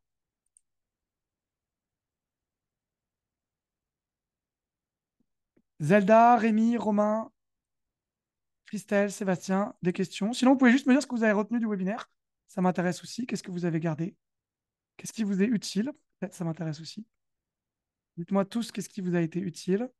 Qu'est-ce que vous auriez envie d'appliquer? Ouais, moi je retiens beaucoup ce que tu as dit sur le syndrome de l'imposteur et le fait que pour mieux vendre, enfin le but c'est pas de se vendre, mais c'est vraiment de répondre aux besoins du client et d'oublier euh, de s'oublier soi en fait finalement et juste Exact. de répondre aux besoins quoi. Et ça m'a c'est un comment dire, j'avais déjà un peu cette intuition que je pouvais faire cette erreur-là d'essayer trop de me vendre comme si c'était moi le produit alors que pas du tout. Et du coup là tu as mis des mots vraiment clairs dessus et ça m'aide bien comme prise de conscience. Après, Donc voilà, donc merci pour ça. bah, avec plaisir. Après, ce qui est très intéressant quand on fait un accompagnement, c'est que vraiment, je vais pouvoir écouter tes entretiens de vente et faire des simulations et des jeux de rôle avec toi. Donc là, c'est vrai qu'on le voit en théorie, c'est comme dire effectivement, il faut être détaché. Bon, bah, ok. Mais si tu veux vraiment sur l'aspect pratique, c'est vraiment intéressant, je trouve. Les jeux de simulation, là, j'en faisais hier avec une coachée. C'est-à-dire qu'en fait, je joue le client, tu vois, Romain. Et en fait, pendant 1 heure, on fait juste des jeux de rôle. Tu me pitches, tu essaies de me convaincre, je te fais des objections. Et ça, je vois que ça aide énormément les clients que j'ai, en fait, de vraiment faire des simulations et des jeux de rôle. Et après, tu vois, tu peux le comprendre intellectuellement aussi. Mais ce qui est intéressant, comme dit Christelle, c'est aussi vraiment l'hypnose. Parce qu'effectivement, tu peux comprendre, mais n'empêche que si c'est un blocage qui vient du stress, même si intellectuellement, tu sais que tu ne dois pas être stressé, tu vois, en fait, tu peux être stressé quand même. Ouais, Donc, oui, c'est là oui. où ça joue. C'est là où ça Ok, joue ouais. quand même. Donc, c'est pas parce que Mm. tu as compris qu'il ne faut pas être stressé que, que, euh, que en fait, bah, tu vas pas l'être, quoi. Tu vois ce que je veux dire? En théorie, tu as compris, mais en pratique, c'est plus compliqué, quoi. Donc, voilà. Donc, en tout cas, bah, content que ça t'ait parlé. Les autres, qu'est-ce que vous avez retenu, du coup? Euh, Bah, en tout cas, merci pour ton retour, Romain. Ouais, effectivement, arriver à garder ce détachement, d'être au service de l'autre et pas dans son ego. Les autres, qu'est-ce que vous avez retenu? Du coup, Didier, ça m'intéresse. Rémi, Zelda, je ne sais pas si tu peux parler ou si c'est toujours en dépassement. Je rejoins le Romain, de toute façon, un petit peu dans l'idée. Mhm, Donc, ouais, c'est vrai qu'on ne se vend pas nous. Faut être à l'écoute. C'est une écoute active, en fait, qu'il faut avoir et faire parler. Faire parler pour connaître bah, le pourquoi les gens ont besoin de nous. mhm, Et puis après, bah, le mettre le doigt sur justement, nous, ça fait mal pour bah, leur faire comprendre que bah, ils ont besoin d'une solution pour résoudre leurs problèmes. Donc, on est là pour leur aider à trouver cette solution. Donc, exactement. voilà, faut quand même laisser parler, faut être à l'écoute. Et puis après, ben, proposer ces solutions derrière après. C'est là où Ah, tu reprends le dessus, en fait. force et conviction. Et c'est pas prendre le dessus, reste. Ouais, ouais. Recommence avec une autre phrase. Tu es toujours dans un rapport de force, Didier. Là, c'est pas reprendre le Non, dessus. c'est pas ce que je voulais dire, mais voilà, c'est toi qui reprends le fil Ah oui, de la conversation, en le fait. fil conducteur. C'est toi qui as le lead à la limite sur la conversation, mais pas le dessus. Il n'y a pas de inférieur à supérieur. On est toujours d'un rapport d'égal à égal, mais effectivement, là, c'est toi qui es plus leader sur la partie Voilà. de proposer, en fait, effectivement. Et bah, Zelda, merci, bonne soirée. Et puis, bah, moi, je vais vous laisser. On a quand même fait une petite heure et demie, donc c'était quand même pas mal. C'était Et bien. du coup, bah, vous pouvez toujours reprendre rendez-vous. Je vous laisse la possibilité de prendre rendez-vous pendant les 2 prochaines semaines. Donc, si vous ne l'avez pas fait, vous avez aussi mon WhatsApp, donc vous pouvez m'écrire. Et du coup, C'est dans toute cette, les contacts, donc ça toute marche. cette semaine et la semaine prochaine, je laisse la possibilité de prendre un rendez-vous avec moi. Et puis, bah voilà. Là, je vois qu'il y a Zelda qui me dit un truc. OK. Donc, bah écoutez, ah parfait, bah, je vois qu'Elisabeth aussi. Et bah écoutez, parfait, vous pouvez prendre rendez-vous si vous voulez. En tout cas, ce sera avec grand plaisir. J'ai déjà 2 rendez-vous là qui sont pris, donc c'est cool. Donc voilà, dépêchez-vous. Et puis avec grand plaisir pour vous voir en privé, si c'est votre envie. En tout cas. Je vous souhaite une bonne soirée. Ciao, ciao. Merci, bonne soirée. Ciao.